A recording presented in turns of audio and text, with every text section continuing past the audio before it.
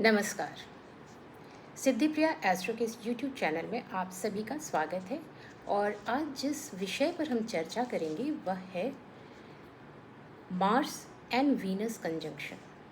हमें मार्स और वीनस का कंजंक्शन किस तरह से हॉरोस्कोप में देखना चाहिए, और क्या हमें मार्स और वीनस का कंजंक्शन हॉरोस्कोप में देखते ही चिंता में पड़ जाना चाहिए? ऐसा बिल्कुल नहीं है। मार्स और वीनस का कंजंक्शन अगर कभी भी आप शादी के समय किसी चार्ट को अपने पार्टनर के चार्ट में अगर आप देखते हैं, तो मैं डेफिनेटली आपको यह सजेस्ट करूंगी कि आपको एक बार किसी अच्छे एस्ट्रोलॉजर से दिखलाना चाहिए और पूछना चाहिए कि उस हॉरोस्कोप में जो मार्स और वीनस का कंजंक्शन बन रहा है वो उनके लाइफ को किस तरह से अफेक्ट कर सकता है। बट यूजुअली ये ज़रूरी नहीं है कि मार्स और वीनस अगर किस का कंजंक्शन आपके हॉरोस्कोप में है तो हमेशा बुरे ही परिणाम देगा। यस, एक बहुत ही लाइक एक बहुत इम्पॉर्टेंट इससे कनेक्टेड है कि जिसके भी हॉरोस्कोप में मार्स और वीनस का कंजंक्शन रहता है वो देखने में बहुत ही अट्रैक्टिव होते हैं। वो जहाँ भी जाते हैं तो वहाँ अपनी जो उनकी ब्यूटी है उससे लोगों को अट्रैक्ट करते हैं। कई बार तो ऐसे मेल के केसेस में तो नहीं, बट हाँ डेफिनेटली फीमेल के केस में ये कई बार प्रॉब्लम हो जाती है उनको अपने लाइफ में। सो इसलिए मार्स और वीनस के कंजंक्शन में थोड़ा ध्यान रखने की ज़रूरत होती है। अब मार्स और वीनस का कंजंक्शन आपने देखा तो ये किस तरह से वर्क करता है इस पर भी हमें सोचना चाहिए। क्या क्या पॉइंट्स हैं जो हमें कंसिडर करना चाहिए रीडिंग करते समय, उसका भी हमको ध्यान रखना चाहिए। अब क्या है, अगर आपको किसी भी हॉरोस्कोप में मार्स और वीनस का कंजंक्शन दिख रहा है तो सबसे पहला पॉइंट जो हमें चेक करना चाहिए वो यह होगा कि इन दोनों प्लैनेट के बीच में डिग्री क्या है। क्या वो क्लोजली कॉम्पैक्ट कंजंक्शन में है? अगर मार्स और वीनस के बीच में डिग्री का डिफरेंस 7 डिग्री से ज़्यादा नहीं है, फॉर एग्ज़ाम्पल अगर मार्स 10 डिग्री का है और वीनस 17 डिग्री या 17 से कम डिग्री के बीच में है, तब ये काफ़ी कॉम्पैक्ट कंजंक्शन है और इसमें इसका रिज़ल्ट आपको अच्छा देखने को मिलेगा। दूसरा कि ये किस भाव में बना है, किस राशि में बना है, इससे भी डिफरेंसेस आते हैं। थर्ड जो बहुत ही इम्पॉर्टेंट पॉइंट है, क्या इस पर किसी दूसरे क्रूर प्लैनेट का आस्पेक्ट है? अगर क्रूर प्लैनेट का आस्पेक्ट है तो डेफिनेटली यह फिर कुछ ट्रबल का कारण हो सकता है। अब जो इसके आगे हमें देखना चाहिए वो ये है कि अगर हमने देख लिया कि हाँ चलो सैटर्न का, ये राहु का या ये यूरेनस के साथ कंजंक्शन में है, तो भी इसके परिणाम हमको उतने अच्छे, मतलब पॉजिटिव नहीं, नेगेटिव परिणाम मिल सकते हैं। इसके बाद जो एक बहुत अच्छी चीज़ है जो हमें देखना चाहिए वो ये है कि क्या मार्स और वीनस के बीच में, जो सपोज़ कि मार्स 10 डिग्री का है और कोई दूसरा प्लैनेट वहाँ 12 डिग्री पर बैठा हो और उसके बाद अगर वीनस बैठा हो, तो भी यहाँ पर इसका जो रिज़ल्ट है डाइल्यूट हो जाता है। इसलिए कभी भी हॉरोस्कोप में इस तरह के कंजंक्शन को देखकर एक अनुमान लगा लेना कि आपके हॉरोस्कोप में ये प्रॉब्लम है, वो गलत है। इसलिए मैंने कहा कि हाँ, ये इस तरह का कॉम्बिनेशन है और आपकी शादी होने वाली है, आपके लाइफ पार्टनर जो आपका स्पाउस होने वाला है उसके हॉरोस्कोप में दिख रहा है, तो फिर आप एक बार ज़रूर किसी एस्ट्रोलॉजर से कंसल्ट करें। यूजुअली ये देखा गया है कि जब मार्स और वीनस का कंजंक्शन किसी भी हॉरोस्कोप में बनता है तो इनके अंदर में लाइक स्ट्रॉन्ग दूसरे अपोजिट सेक्स के प्रति बहुत स्ट्रॉन्ग ये अट्रैक्शन देखने को मिलेगा। ये बहुत जल्दी अट्रैक्टेड फील करते हैं अपने अपोजिट सेक्स के लिए। दूसरा एक और भी चीज़ देखने को मिलता है कि इनकी जो नीड होती है वो इमोशनल से ज़्यादा फिज़िकल होती है। तीसरा कि ये कभी झिझकते नहीं हैं अपने लाइफ पार्टनर के अलावा भी किसी और को लाइफ पार्टनर बनाने में। तो ये कुछ चीज़ें हैं जो बहुत इसके कारण ही लोग थोड़ा डरते हैं मार्स और वीनस के कंजंक्शन से। अब डिफरेंट हाउसेस में मार्स और वीनस किस तरह के रिजल्ट देगा, हम उस पर थोड़ा सा आपको अपनी जो नॉलेज है आपके साथ में शेयर करती हूँ। अब यहाँ जो भी मैं बता रही हूँ वो इन जनरल है। ये हॉरोस्कोप टू हॉरोस्कोप इसके रिज़ल्ट डिफ़र करेंगे, ये आप हमेशा याद रखिएगा। तो अगर फर्स्ट हाउस में मार्स और वीनस का कंजंक्शन है तो यूजुअली कहते हैं फर्स्ट हाउस में, फिफ्थ हाउस में अगर इस तरह का कंजंक्शन आपको देखने को मिलता है, सेवन्थ हाउस में भी, तो यूजुअली यह देखा जाता है कि ऐसे पार्टनर जो हैं प्रीवियस लाइफ से कनेक्टेड हैं। ये पिछले जन्म में भी लाइफ पार्टनर रहे होंगे और इस जन्म में भी इसी रिश्ते में आए हैं। मार्स और वीनस अगर फर्स्ट हाउस में है तो हमें सबसे पहले देखना चाहिए कि क्या मार्स या वीनस इन दोनों में से कोई भी 12th हाउस का सिग्निफिकेटर है। अगर 12th हाउस का सिग्निफिकेटर है तो फिर आपको बॉयज़, अगर लड़का है तो उसकी चार्ट में D9 चार्ट को देखना चाहिए कि D9 चार्ट में मैरिड लाइफ किस तरह का प्रॉमिस कर रही है। और अगर लड़की है तो फिर आपको त्रिसामसा चार्ट में जाकर देखना चाहिए कि मैरिड लाइफ का कैसा प्रॉमिस है, और उसको फिर कनेक्ट करके देखना चाहिए आपको लग्न चार्ट से, और फिर आपको डिसीज़न लेना चाहिए कि हमें यहाँ शादी करनी चाहिए या नहीं करनी चाहिए। लेकिन यूजुअली अगर फर्स्ट हाउस में है, प्लैनेट्स एग्जॉल्टेड हों तो मतलब ज़्यादा रिजल्ट आएगा, लेकिन अगर डेबिलिटेशन में हो या फिर वो कम्बस्ट हो तो उसके परिणाम अलग हो जाते हैं। बट जनरली अगर फर्स्ट हाउस में है इस तरह का कॉम्बिनेशन तो ऐसे लोग देखने में लंबे होते हैं, देखने में सुंदर होते हैं, स्मार्ट होते हैं, और ये अपने लाइफ पार्टनर में भी वैसी ही खूबियाँ देखते हैं। वैसे ही इनका लाइफ पार्टनर भी देखने में अच्छा होना चाहिए, और इनको ना क्विक अर्निंग ये चीज़, ये ना बिकॉज देखिए मंगल क्या है, मंगल है एनर्जी, और वो फर्स्ट हाउस में है, तो ये अपनी एफर्ट और एनर्जी अच्छी तरह से यूज़ करते हैं अर्निंग के लिए, और एक जल्दी से अमीर होने की इनके अंदर में टेंडेंसी होती है, और इसलिए काम भी ज़्यादा करते हैं क्योंकि इनके अंदर एनर्जी भी ज़्यादा है। और थोड़ा ये अब बिकॉज मंगल है और फर्स्ट हाउस में बैठा है, तो जब मंगल फर्स्ट हाउस में बैठेगा तो डेफिनेट है कि आपके अंदर वो पॉजिटिवनेस होगी, आपके अंदर में एंगर होगी, आपके अंदर में ईगो होगा, तो वो आपके लाइफ पार्टनर को डिस्टर्ब कर सकता है। ऐसे लोग कभी कभी बहुत ज़्यादा गुस्सा कर सकते हैं, स्पेशली अगर यहाँ पर मार्स रेट्रोग्रेड हो गया तो ये ज़्यादा गुस्से वाले स्वभाव के हो सकते हैं। ये चीज़ें आपको देखने को मिलेंगी। हाँ, ये भी सही है कि अगर दूसरे प्लैनेट्स का कोई अच्छा आस्पेक्ट नहीं है तो फिर ये दूसरा शादी करने में भी देर नहीं लगाते या झिझकते नहीं हैं। सेकेंड हाउस हमारा क्या है? सेकेंड हाउस हमारी स्पीच का हाउस है।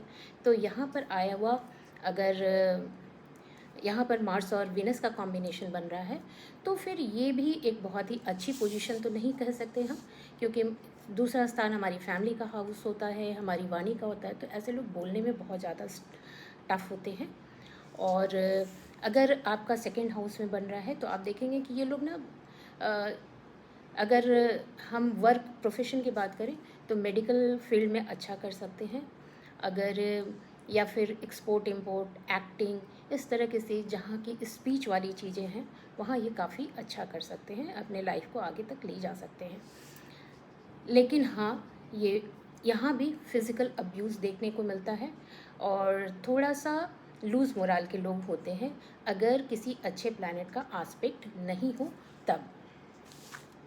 थर्ड हाउस में जनरली अगर हम कहें तो थर्ड हाउस में मार्स और इस कंजंक्शन का बहुत अच्छा रिज़ल्ट नहीं देखने को मिलता है।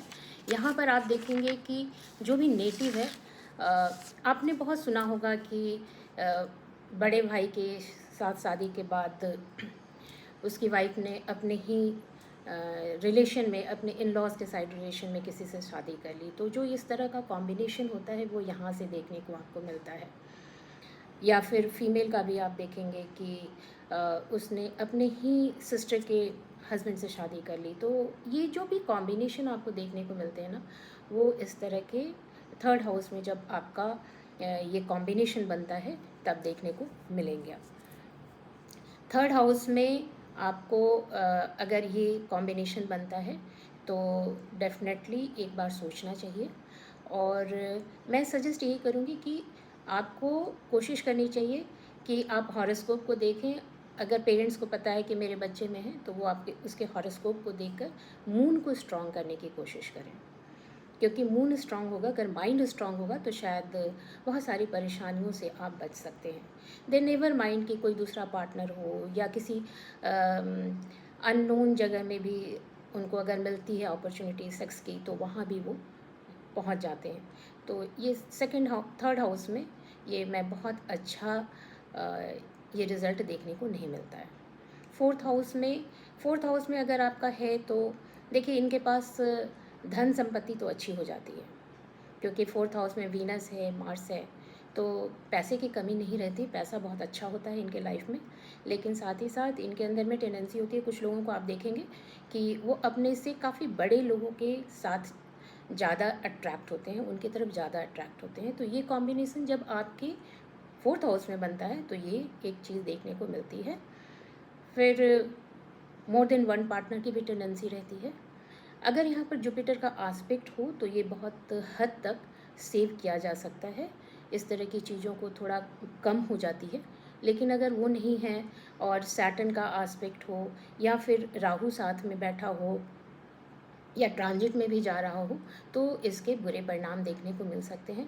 हाँ, ये हो सकता है कि अगर सैटर्न का ट्रांजिट आपके फोर्थ हाउस से हो रहा है तो उस समय आप एक कुछ नया घर खरीद लें या कुछ नई प्रॉपर्टी बना लें या नया कार खरीदें या कुछ भी अपने कंफर्ट पर आप खर्च करें, ये पॉसिबल है। लेकिन फिर भी ये रिज़ल्ट जहाँ तक आएगा एक्स्ट्रा मैरिटल अफेयर्स का और इन चीज़ों का, तो वहाँ पर थोड़ा आपको ध्यान रखने की बहुत ज़्यादा ज़रूरत है। फिफ्थ हाउस अगेन हमारे ये लव अफेयर्स और एक्स्ट्रा एक्टिविटी का ही हाउस है, तो यहाँ पर भी इस कॉम्बिनेशन को अच्छा नहीं माना गया है। और यहाँ भी अगर किसी का इस तरह का बनता है, कंजंक्शन होता है इन प्लैनेट्स का, तो थोड़ा ध्यान रखने की ज़रूरत है। और कोशिश करें कि आपको या अगर आपको पहले से पता है तो आप कोशिश करें कि कंट्रोल करने की अपने लाइफ पार्टनर को, या फिर उसको किसी भी तरह से, या तो आप उसके मार्स का, अगर मार्स की डिग्री कम है तो ये चीज़ें ज़्यादा देखने को मिलेंगी। ऐसे लोग दुनिया से भी लड़ जाते हैं कई बार अपने पार्टनर को लेकर, तो कि मुझे अगर यहाँ शादी करनी है तो यहीं करनी है, ऐसा भी देखने को मिलता है। तो ये यहाँ पर हमें कोशिश करनी चाहिए कि मार्स को शांत रखें जिससे कि लाइफ में ट्रबल ना हो। तो मार्स को अगर आप थोड़ा सा कंट्रोल करके रखेंगे तो थोड़ा अच्छा है, और मून को स्ट्रॉन्ग रखें जिससे कि आप अपने माइंड पर कंट्रोल कर सकें। मेडिटेशन करना चाहिए यहाँ पर।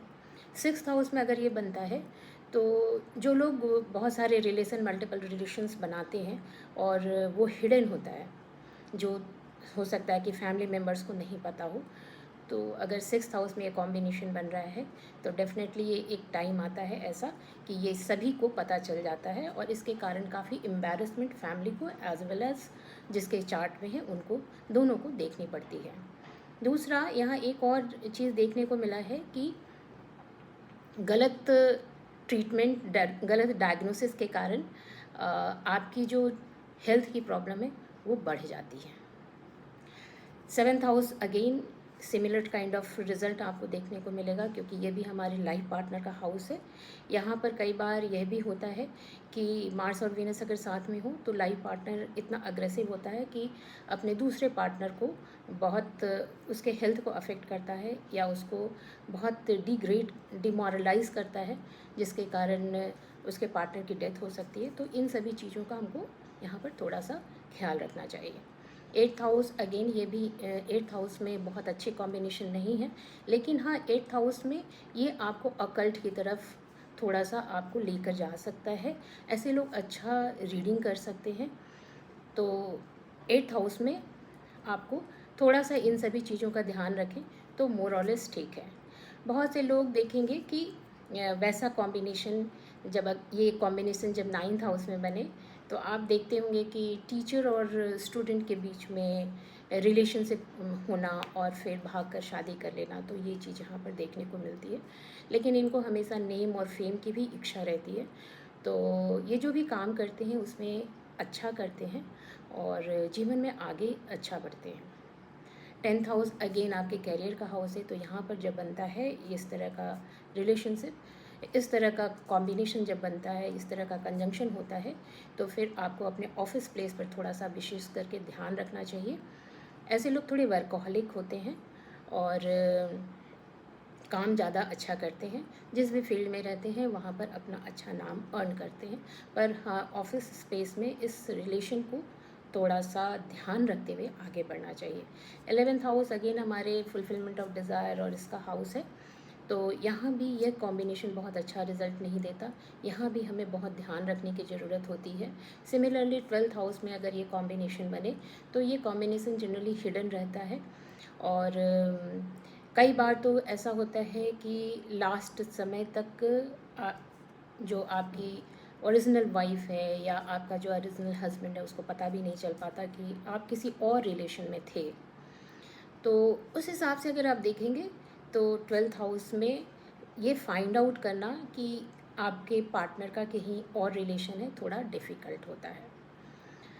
अदरवाइज़ अगर हम प्रोफेशन के अकॉर्डिंग देखें तो ये लोग बहुत ही अच्छे आर्टिस्ट हो सकते हैं। They are very good dancer, vocalist, इस तरह की चीज़ें यहाँ भी देखने को मिलेंगी। अब ये तो इन जनरल मैंने हर एक हाउस का एक एक सेंटेंस या दो दो सेंटेंस में आपके साथ अपनी नॉलेज शेयर की है, लेकिन सिर्फ इतना ही नहीं है कि आपको सिर्फ इन्हीं फील्ड में आपको इस तरह के रिज़ल्ट देखने को मिलेंगे। ये कॉम्बिनेशन और भी कई तरह के रिज़ल्ट देता है। यही कॉम्बिनेशन आपको मार्स और वीनस का कॉम्बिनेशन महात्मा गांधी के चार्ट में भी था एंड यू नो कि उनकी लाइफ में भी इस तरह की चीज़ें थी और वहाँ से आगे निकल कर के आना, कई बार ये कॉम्बिनेशन बनने के बाद भी लोग इस स्थिति से बाहर निकल के आते हैं और काफ़ी स्पिरिचुअली हाई अप जाते हैं। ये ओशो के चार्ट में आपको देखने को मिलेगा। फिर जिद्दा कृष्णमूर्ति के चार्ट में भी आपको यह देखने को मिलेगा। तो ऐसा नहीं है कि ये हॉरोस्कोप, ये कॉम्बिनेशन अगर आपके हॉरोस्कोप में है तो सिर्फ आपको परेशानियों का ही सामना करना पड़ेगा। इसके बहुत सारे अच्छे परिणाम भी हैं। अगर आपको लगता है कि आपके हॉरोस्कोप में है और आप या आपके शादी होने वाली आपके पार्टनर के हॉरोस्कोप में, तो डेफिनेटली एक बार आप चेक कर लीजिए कि वो आपको किस तरह के रिज़ल्ट देता है। और अगर आपको एक बार पता हो जाता है तो आप उसका ध्यान रखते हुए अपनी लाइफ को सेव कर सकते हैं आने वाली किसी बुरी परिस्थितियों से। उम्मीद कर रही हूँ कि मैंने यहाँ पे जो भी मेरा अल्प ज्ञान है वो आपके साथ शेयर किया है वो आपको पसंद आया होगा, इन्फॉर्मेटिव होगा। और जो लोग सीख रहे हैं एस्ट्रोलॉजी सीखते हैं उनके लिए ये काफ़ी इन्फॉर्मेटिव होगा। जिन लोगों का इंटरेस्ट है, सुनना पसंद करते हैं, उनके लिए भी ये इन्फॉर्मेटिव है। तो आप मेरे इस वीडियो को लाइक कीजिए, सब्सक्राइब कीजिए, जिससे मुझे मोटिवेशन मिले कि मैं एक और वीडियो जल्दी से लेकर आपके साथ उसको शेयर कर सकूं। अब हम मिलेंगे अपने एक नए वीडियो में जहां हम किसी और टॉपिक पे डिस्कस करेंगे। तो तब तक के लिए thank you and take good care of your self.